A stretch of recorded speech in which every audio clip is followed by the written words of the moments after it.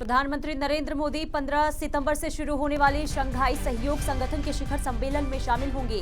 ये शिखर सम्मेलन उज्बेकिस्तान के समरकंद में आयोजित किया जाएगा।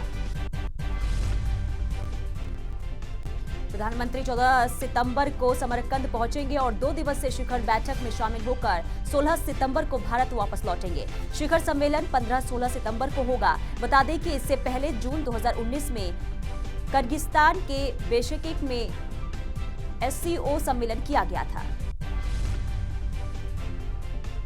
तेलुगु सिनेमा के दिग्गज अभिनेता उपलापति वेंकटा कृष्णम राजू का 82 साल की उम्र में निधन हो गया। कृष्णम राजू को टॉलीवुड सिनेमा में रिबेल स्टार के रूप में जाना जाता है। बता दें कि बाहुबली स्टार प्रभास इनके भतीजे थे। पीएम मोदी ने एक्टर वेंकटा कृष्णम राजू के निधन पर शोक व्यक्त किया है। पीएम ने लिखा कि उनके रचनात्मकता और सिनेमाई प्रतिभा को याद किया जाएगा। इसके अलावा राजनाथ सिंह और YS जगनमोहन रेड्डी ने भी तेलुगु आइकन को श्रद्धांजलि अर्पित की। केंद्रीय गृह मंत्री अमित शाह रविवार को गुजरात दौरे पर रहे। इस दौरान उन्होंने अमरेली जिले में एक सहकारिता सम्मेलन में भाग लिया। साथ ही सोमनाथ शहर में भगवान हनुमान की 16 फुट ऊंची मूर्ति का अनावरण किया। छत्तीसगढ़ के रायपुर में RSS की 3 दिवसीय महत्वपूर्ण बैठक शनिवार से शुरू हो गई।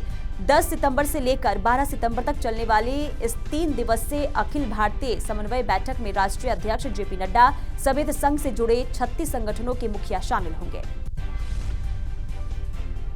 कांग्रेस की भारत जोड़ो यात्रा तमिलनाडु के बाद केरल पहुंच गई है। राहुल गांधी ने तिरुवनंतपुरम के परसाला इलाके में रविवार को यात्रा की शुरुआत की। केरल पहुंचने के बाद राहुल गांधी ने कहा कि शिक्षा के माध्यम से स्वतंत्रता, संगठन के माध्यम से शक्ति, उद्योग के माध्यम से समृद्धि प्राप्त करें। राहुल गांधी ने कहा कि श्री नारायण गुरु जयंती के शुभ अवसर पर केरल में प्रवेश कर रहे हैं। भारत जोड़ो यात्रा का आगाज राहुल गांधी ने कन्याकुमारी से किया। 3570 किलोमीटर लंबी ये यात्रा 12 राज्यों और 2 केंद्र शासित प्रदेशों तक जाएगी। अगले महीने होने वाले कांग्रेस अध्यक्ष के चुनाव से पहले पार्टी लीडरशिप ने चुनाव प्रक्रिया में बड़ा बदलाव करने का फैसला किया है। बता दें कि अध्यक्ष पद के लिए नामांकन दाखिल करने वालों की लिस्ट AICC कार्यालय में 20 सितंबर से देखी जा सकेगी। बता दें कि शशि थरूर, कार्तिक चिदंबरम, मनीष तिवारी समेत कांग्रेस के 5 सांसदों ने पार्टी की केंद्रीय इलेक्शन अथॉरिटी के अध्यक्ष मधुसूदन मिस्त्री को पत्र लिखकर चुनावी प्रक्रिया में ट्रांसपेरेंसी की मांग की थी। इसके बाद कांग्रेस लीडरशिप ने यह फैसला लिया। दिल्ली की केजरीवाल सरकार और उपराज्यपाल के बीच शराब नीति विवाद थमने का नाम नहीं ले रहा है। वहीं अब उपराज्यपाल ने 1000 लो फ्लोर बसों की खरीद की जांच CBI से कराने के आदेश दिए हैं। वहीं दिल्ली सरकार ने उपराज्यपाल पर आरोप लगाते हुए कहा है कि दिल्ली को ज्यादा पढ़े लिखे LG की जरूरत है। मौजूदा LG को पता ही नहीं वो कहां हस्ताक्षर कर रहे हैं। बिहार में अग्निपथ स्कीम के खिलाफ हिंसक विरोध प्रदर्शन के बाद केंद्र सरकार ने प्रदेश अध्यक्ष संजय जायसवाल समेत 10 नेताओं को दी गई पल्स की सुरक्षा वापस ले ली है। दरअसल जिन नेताओं की VIP सुरक्षा वापस ली गई है उनमें पूर्व डिप्टी CM तारकिशोर प्रसाद और रेणु देवी के नाम शामिल हैं। कांग्रेस पूर्व नेता गुलाम नबी आजाद ने रविवार को जम्मू कश्मीर के बारामूला में एक रैली को संबोधित किया। इस दौरान उन्होंने कहा कि वो अगले 10 दिनों में नई पार्टी की घोषणा करेंगे।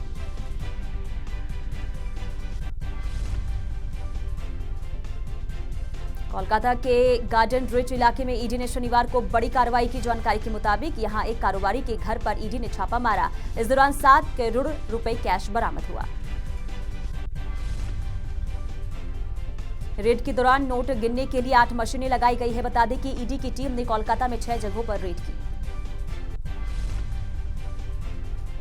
अमेरिका के 9/11 हमले की 21वीं बरसी आज मनाई जा रही है। आज के दिन अलकायदा के 19 आतंकवादियों ने पूरे अमेरिका को दहला दिया था, जिसमें करीब 2977 लोगों की जान गई। आतंकियों ने ट्विन टावर समेत न्यूयॉर्क शहर में पूरे वर्ल्ड ट्रेड सेंटर को नष्ट कर दिया। मुख्यमंत्री योगी आदित्यनाथ ने ट्वीट कर लिखा कि 9/11 आतंकी हमला मानव सभ्यता के इतिहास का काला अध्याय है। उन्होंने अमेरिका में आज ही के दिन हुए कायरतापूर्ण हमले में हुई निर्दोषों की हत्या पर श्रद्धांजलि देते हुए लिखा कि आतंकवाद के विरोध एकजुटता का संकल्प लें। देश के कई शहरों में अनंत चतुर्दशी के अवसर पर भव्य विसर्जन यात्रा निकाली गई। मुंबई का गणेश उत्सव देश भर में प्रसिद्ध है। कोविड की वजह से 2 साल बाद इस साल बिना किसी पाबंदी के शोभा यात्रा निकाली गई, जिसमें हजारों लोग शामिल हुए। महाराष्ट्र में गणेश प्रतिमाओं के विसर्जन के दौरान हुई अलग अलग घटनाओं में 19 लोगों की मौत हो गई है। इनमें से 14 लोगों की मौत डूबने से हुई। महाराष्ट्र पुलिस ने इसकी पुष्टि की है। बता दें कि 31 अगस्त से शुरू हुआ 10 दिन का गणेश उत्सव शुक्रवार को खत्म हो गया है। अधिकारी ने बताया कि वर्धा जिले के सवांगी में 3 लोग डूब गए, जबकि एक व्यक्ति देवली में डूब गया। राष्ट्रीय स्वयंसेवक संघ के 5वें सरसंघचालक डॉक्टर मोहन भागवत का आज जन्मदिन है। यूपी सीएम योगी आदित्यनाथ और केंद्रीय मंत्री अनुराग ठाकुर ने ट्वीट कर उनके जन्मदिन पर बधाई दी। दिल्ली में कथित तौर पर तिरंगे से स्कूटर पोंछना एक शख्स को भारी पड़ गया। 52 साल के व्यक्ति को तिरंगे से स्कूटर पोंछने का वीडियो सोशल मीडिया पर जमकर वायरल हो गया, जिसके बाद पुलिस ने एक्शन लेते हुए व्यक्ति को गिरफ्तार कर लिया है। जेईई एडवांस परीक्षा का रिजल्ट जारी कर दिया गया है। परीक्षा में शामिल होने वाले छात्र अधिकारी वेबसाइट पर जाकर अपने रिजल्ट चेक कर सकते हैं। बता दें कि जेईई मेंस परीक्षा के बाद छात्रों के लिए जेईई एडवांस परीक्षा का आयोजन किया जाता है। उत्तराखंड में कल बादल फटने से भारी तबाही हुई। सबसे ज्यादा तबाही धारचूला में हुई, तो वहीं पिथौरागढ़ में बादल फटने से 50 घर तबाह हो गए, जिसके बाद राहत और बचाव का काम जारी है। उत्तराखंड के मुख्यमंत्री पुष्कर सिंह धामी ने बादल फटने से प्रभावित पिथौरागढ़ के खोतीला गांव का दौरा किया। इस दौरान उन्होंने प्रभावित लोगों का हालचाल जाना।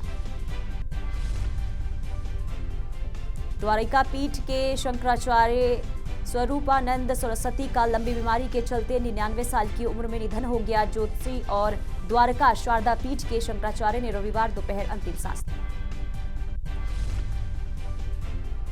देश के कई राज्यों में भारी बारिश का अलर्ट जारी है। वहीं उत्तराखंड में बादल फटने से तबाही हो गई है। वहीं महाराष्ट्र के कई इलाकों में जलस्तर बढ़ने से लोगों को भारी परेशानियों का सामना करना पड़ रहा है। देश में कोरोना वायरस के मामलों में गिरावट जारी है। बीते 24 घंटे में कोरोना के 5076 नए मामले दर्ज किए गए हैं। वहीं इससे पहले देश में कोरोना के 5556 नए मामले सामने आए थे। देश में लंपी वायरस के मामले लगातार बढ़ते जा रहे हैं। वहीं दिल्ली में भी अब लंपी वायरस का कहर देखने को मिल रहा है। दिल्ली में लंपी वायरस के कुल 173 केस सामने आ चुके हैं। राजस्थान समेत कई राज्यों में लंपी बीमारी कहर बरपा रही है। बता दें कि देश भर में लंपी वायरस के मामले बढ़ने से हजारों गाय इस बीमारी की चपेट में आ गई है। वहीं राजस्थान और गुजरात में इस बीमारी के चलते हजारों की संख्या में गौवंश की मौत हो चुकी है। राजधानी में डीटीसी की 1000 लो फ्लोर बसों की खरीद में हुए घोटालों को लेकर उपराज्यपाल विनय कुमार सक्सेना ने बड़ा एक्शन लिया है। एलजी ने लो फ्लोर बसों की खरीद में हुए कथित भ्रष्टाचार की शिकायत पर मामले को सीबीआई को सौंप दिया है। दिल्ली पुलिस ने बड़ी कार्रवाई करते हुए लॉरेंस बिश्नोई और गोल्डी बराड़ गैंग के 3 शार्प शूटर्स को गिरफ्तार कर लिया है। बता दें कि इन आरोपियों के पास से पुलिस को हथियार भी बरामद हुए हैं। वहीं इन शूटर्स की पहचान नवीन, मनोज और करमबीर के रूप में हुई है।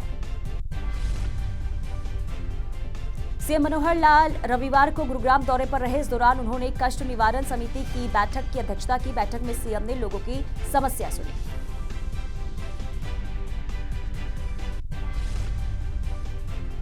वहीं मुख्यमंत्री ने शिकायत के आधार पर भ्रष्टाचार के मामले में सोहना थाने के पूर्व एसएचओ को सस्पेंड करने का आदेश दिया है। मुख्यमंत्री ने कहा कि नौकरियों में भ्रष्टाचार बर्दाश्त नहीं होगा और न ही किसी भ्रष्टाचारी को बख्शा जाएगा। नीट की ऑल इंडिया टॉपर तनिष्का से सीएम मनोहर लाल ने फोन पर बात कर बधाई दी। इसके साथ ही सीएम ने तनिष्का को उज्जवल भविष्य के लिए शुभकामनाएं दी। गुरुग्राम में सीएम फ्लाइंग 2 अहाते पर छापेमारी की बताया जा रहा है कि ये अहाते अवैध रूप से चलाए जा रहे थे। जींद रेस्ट हाउस में नेता प्रतिपक्ष भूपेंद्र सिंह हुड्डा ने एक प्रेस कॉन्फ्रेंस के दौरान सरकार पर तंज कसते हुए कहा कि ये घोटालों की सरकार है। साथ ही हुड्डा ने यह भी कहा कि सरकार में छोटी मछलियों पर गाज गिरती है, लेकिन मगरमच्छ को कुछ नहीं बिगड़ता। इसके अलावा हुड्डा ने आदमपुर उपचुनाव को लेकर कहा कि हम चुनाव लड़ेंगे भी और जीतेंगे भी। वहीं हुड्डा ने पहचान पत्र को बताया पेंशन कार्ड प्रोग्राम है और कहा कि अगर हमारी सरकार आएगी तो हम पहचान पत्र को खत्म कर देंगे। हरियाणा के महेंद्रगढ़ सोनीपत में गणेश विसर्जन के दौरान 8 लोगों की डूबने से मौत का मामला सामने आया है। बताया जा रहा है कि गणेश विसर्जन के दौरान इन सभी की गहरे पानी में डूबने से मौत हो गई।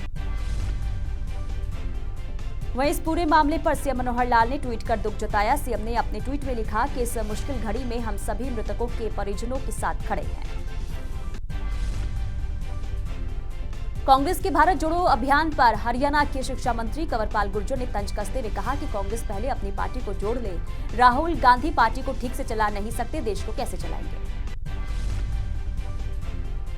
भिवानी के निजी अस्पताल में एक कर्मचारी के पैर फिसलने से चौथी मंजिल से गिरकर बेहोश होने का मामला सामने आया है। वहीं गंभीर हालत में युवक को इमरजेंसी वार्ड में दाखिल कर इलाज शुरू कर दिया गया है। पुलिस मामले की जांच कर रही है। परिवहन मंत्री मूलचंद शर्मा ने फरीदाबाद के सेक्टर 65 में लोगों को बड़ी सौगात देते हुए लगभग 3 करोड़ 50 लाख की लागत की 40 सड़कों का शुभारंभ किया।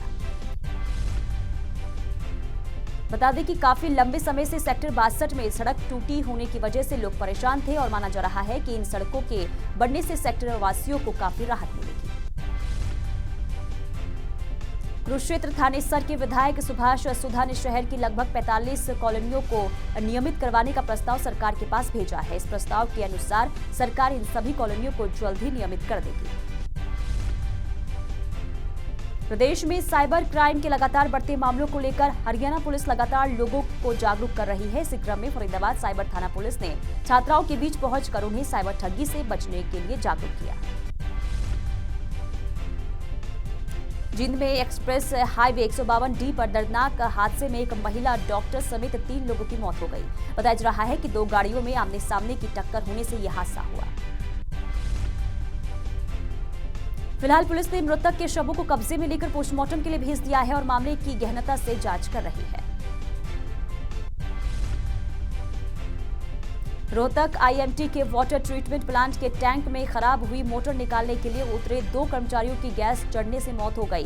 बताया जा रहा है कि दोनों कर्मचारियों को नौकरी से निकालने का जवाब बनाकर जबरन ट्रीटमेंट प्लांट के टैंक में बिना सुरक्षा औजार के ही उतारा गया था। वहीं मामले की सूचना पाकर मौके पर पहुंची पुलिस और प्रशासन ने करीब 5 से 6 घंटे के सर्च अभियान के बाद दोनों के शवों को बाहर निकाल लिया। फिलहाल पुलिस मामले की जांच कर रही है। करनाल में काचवा रोड पर एक हादसे में 17 साल के नाबालिग की मौत हो गई। बताया जा रहा है कि बच्चा काचवा से करनाल ट्यूशन पढ़ने के लिए आ रहा था। उस दौरान यह हादसा हुआ। वहीं ट्रक ड्राइवर ट्रक छोड़कर मौके से फरार हो गया। बता दें कि स्कूटी सवार नाबालिग और सामने से आ रहे ट्रक में जोरदार भिड़ंत होने से यह हादसा हुआ। फिलहाल पुलिस ने मृतक के शव को पोस्टमार्टम के लिए भेज दिया है और मामले की जांच कर रही है।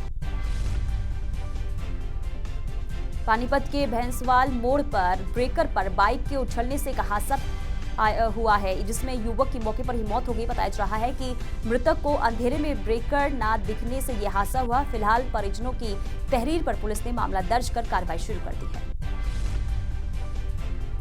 पलवल के भुलवाना गांव में 5 दिनों से तेंदुआ दिखने से लगातार ग्रामीणों में दहशत का माहौल बना हुआ है। हालांकि वन विभाग की टीम लगातार तेंदुए को पकड़ने की लगातार कोशिश कर रही है और तेंदुए को पकड़ने के लिए जंगलों में पिंजरे भी लगा दिए गए हैं। पानीपत के गढ़ी बेसिक में एक बेहरम पति ने अपनी पत्नी को मौत के घाट उतार दिया। बताया जा रहा है कि आरोपी युवक ने पहले पत्नी के सिर पर फावड़ा और पेचकस घोंप दिया।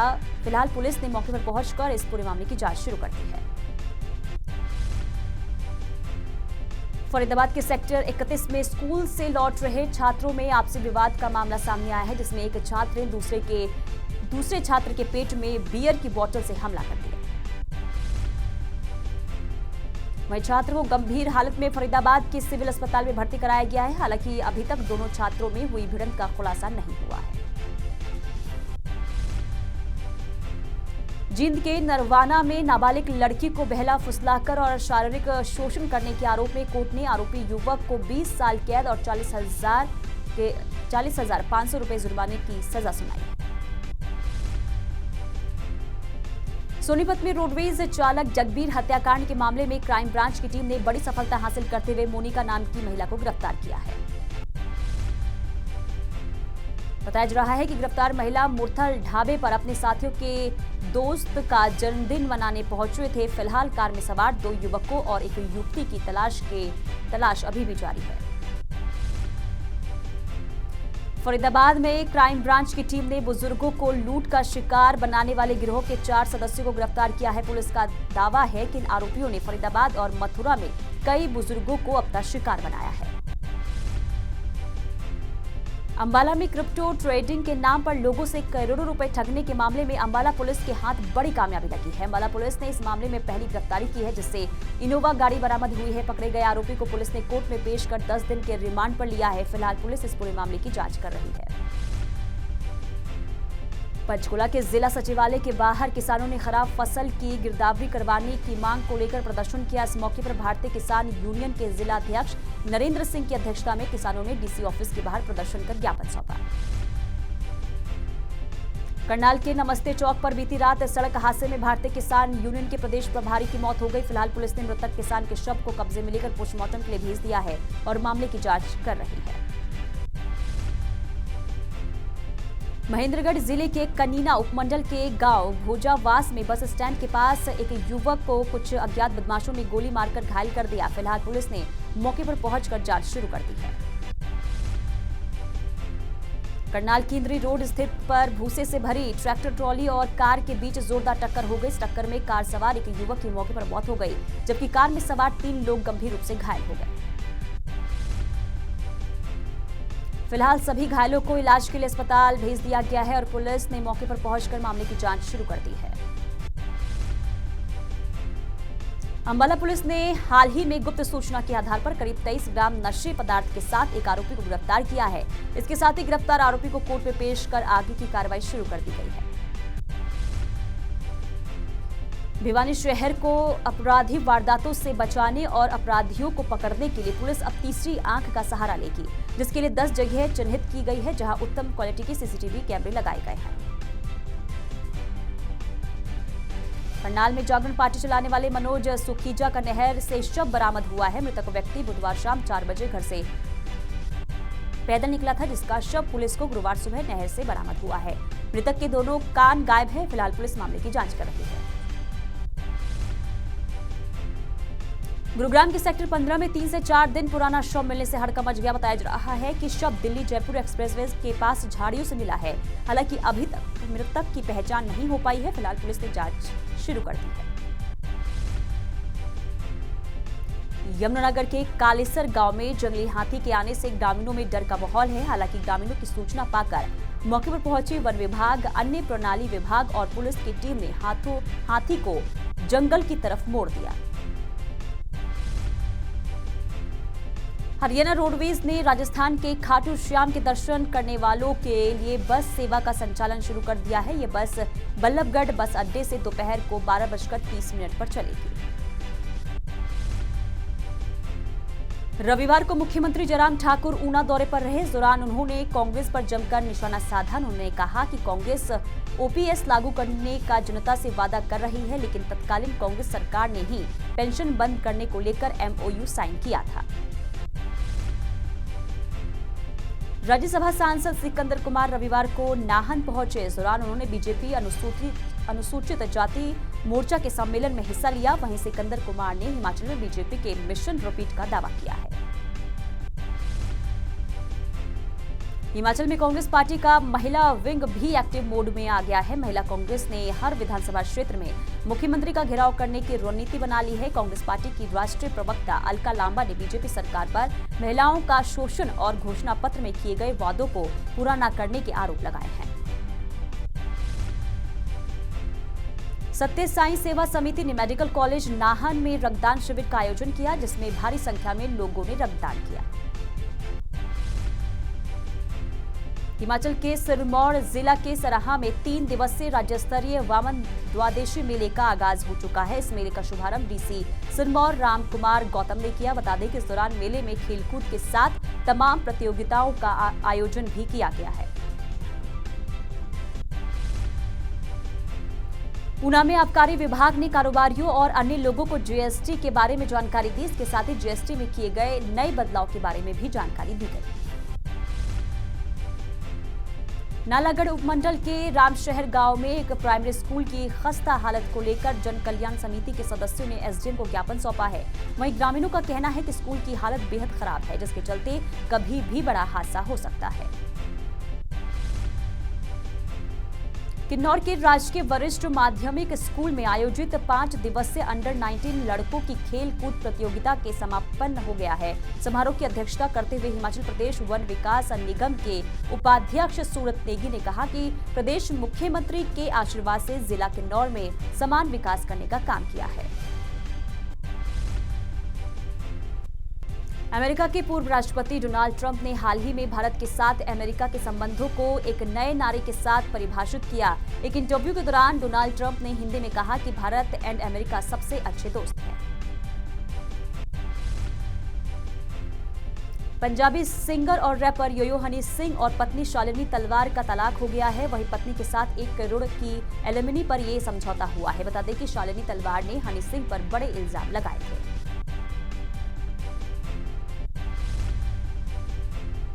सनी लियोनी की Tamil debut film oh my ghost का टीजर रिलीज हो गया है। इस टीजर में सनी लियोनी एक महल में महारानी के रूप में सनी एंट्री लेती दिखाई दे रही हैं। टीजर में उन्हें सबसे हॉट भूत बताया गया है।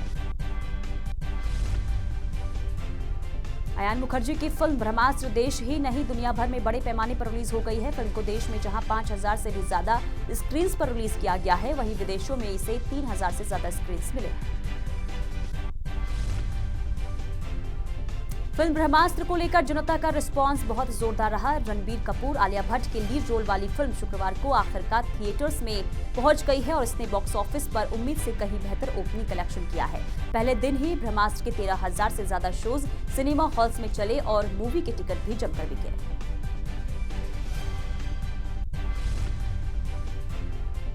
हाल ही में रणबीर कपूर की फिल्म ब्रह्मास्त्र रिलीज हुई है, तो वहीं फिल्म के रिलीज के बाद ही रणबीर कपूर के खिलाफ वाराणसी के न्यायिक मजिस्ट्रेट 3rd की कोर्ट में धार्मिक भावनाएं आहत करने का आरोप लगाया गया है। बता दें कि फिल्म में एक्टर के मंदिर में जूता पहन कर जाने को लेकर न्यायिक मजिस्ट्रेट 3rd की कोर्ट में शिकायत दर्ज की गई है। अजय देवगन और सिद्धार्थ मल्होत्रा की अपकमिंग फिल्म थैंक गॉड के अनाउंस के बाद अब मेकर्स ने फिल्म का ट्रेलर शेयर कर दिया है। बता दें कि थैंक गॉड के डायरेक्टर इंद्र कुमार ने हिंदी दर्शकों को मस्ती और धमाल फ्रेंचाइजी जैसी मजेदार कॉमेडी फिल्में दी है। अब देखना होगा कि उनकी नई फिल्म दर्शकों को कितना पसंद आती है।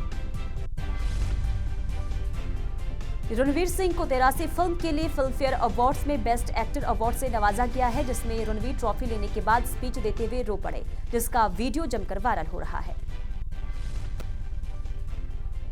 बॉलीवुड एक्ट्रेस बिपाशा बासु की गोद भराई की रस्में सोशल मीडिया पर खूब सुर्खियां बटोर रही है। आपको बता दें कि ये सारी रस्में बंगाली रीति रिवाज में की गई है। बिपाशा बासु ने कुछ समय पहले ही सोशल मीडिया पर अपनी प्रेगनेंसी की खबर शेयर की थी। इन दिनों बॉलीवुड के मुकाबले तमिल की फिल्में बॉक्स ऑफिस पर ज्यादा धमाल कर रही है। आपको बता दें कि हाल ही में तमिल फिल्म सूर्या 42 का टीजर रिलीज किया गया। रिलीज के तुरंत बाद ही ये टीजर सुर्खियों में आ गया है।